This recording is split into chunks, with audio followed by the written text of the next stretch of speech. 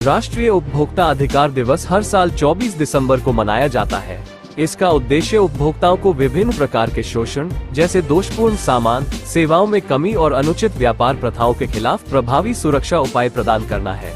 इस खास मौके पर उपभोक्ता अधिकार की जागरूकता हेतु कई तरह के अभियान चलाए जाते हैं और उनके अधिकारों की बात की जाती है, जिसका मकसद उपभोक्ता को उनके अधिकारों के बारे में बताना है। एक उपभोक्ता होने के नाते हम सभी को कुछ अधिकार मिले हुए हैं, लेकिन बहुत सारे लोगों को इसकी जानकारी नहीं होती।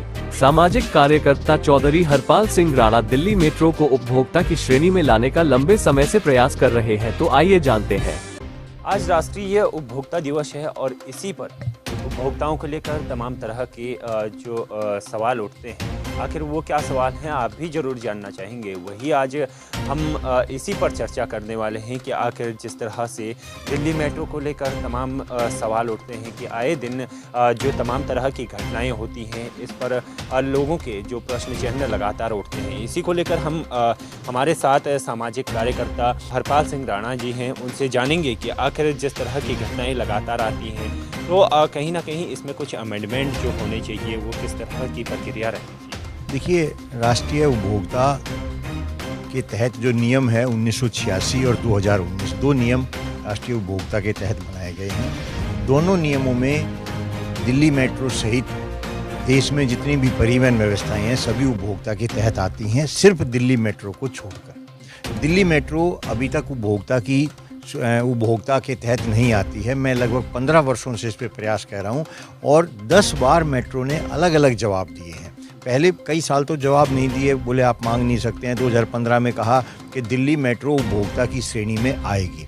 17 में वो फिर अपने जवाब से पलटते हुए बोला नहीं आ सकती। 18 में फिर उन्होंने कहा कि दिल्ली मेट्रो को उपभोक्ता की श्रेणी में रखना विधायिका का कार्य है। और 19 में फिर वो पलट गए।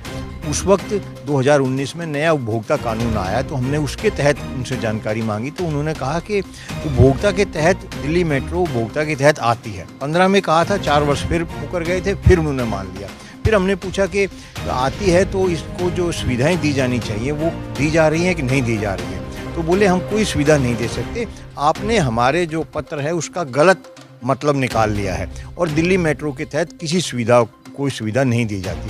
आज तक भी दिल्ली मेट्रो के तहत जो उपभोक्ता को सुविधा मिलनी चाहिए, सार्वजनिक सुविधा, जैसे हम पानी की बात करें, हम शौचालय की बात करें, इस तरह की कोई सुविधा नहीं दी जाती है। ये मेरे पास उपभोक्ता फोरम का एक पत्र है जिसमें किया है ऐसे यात्री उपभोक्ता की श्रेणी में आते हैं। हमने पूछा था कि रेल में मेट्रो में यात्रा करने वाली उपभोक्ता में आते हैं कि नहीं आते, उन्होंने कहा आते हैं। ये उपभोक्ता मतलब जो बस कश्मीरी गेट का इनका ये पर्सन है। और जो हम अन्य राज्यों की बात करें तो ये हैदराबाद का पत्र हमारे पास है, ये इसके बाद ये रेल जयपुर का पत्र हमारे पास है।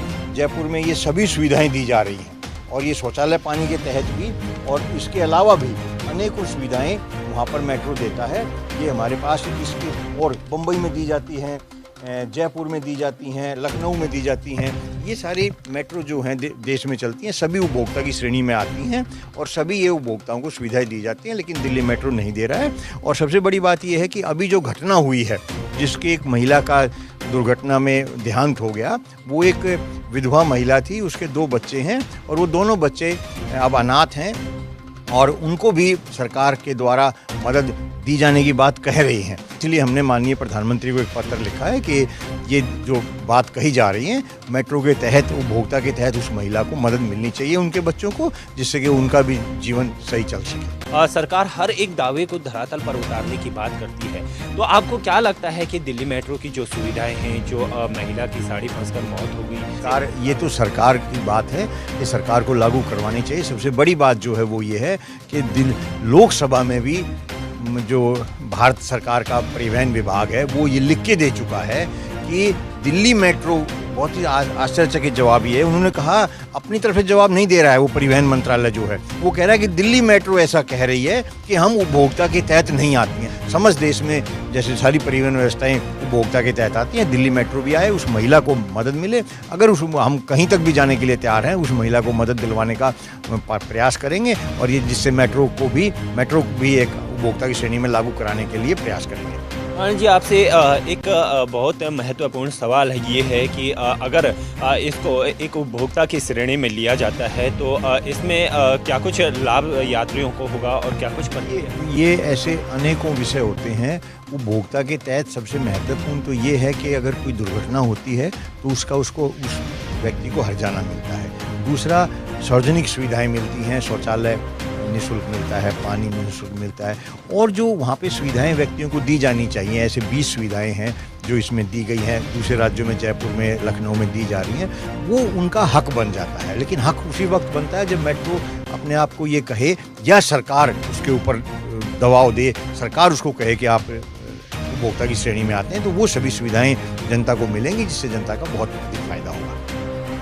तो देश में तमाम तरह के जो न्याय संहिता है उसको लेकर के तमाम चर्चाएं जो लोकसभा राज्यसभा से जो 3 कानून जो पास हुए हैं उसी पर भी अब उपभोक्ता दिवस पर एक मांग उठी है, जिसको लेकर तमाम मेट्रो में जो सुविधाएं हैं वो दिल्ली मेट्रो में भी इस तरह की सुविधाएं उपलब्ध कराई जाए और दिल्ली मेट्रो को उपभोक्ता की श्रेणी में लिया जाए, ये कहना है सामाजिक कार्यकर्ता हरपाल सिंह राणा जी का।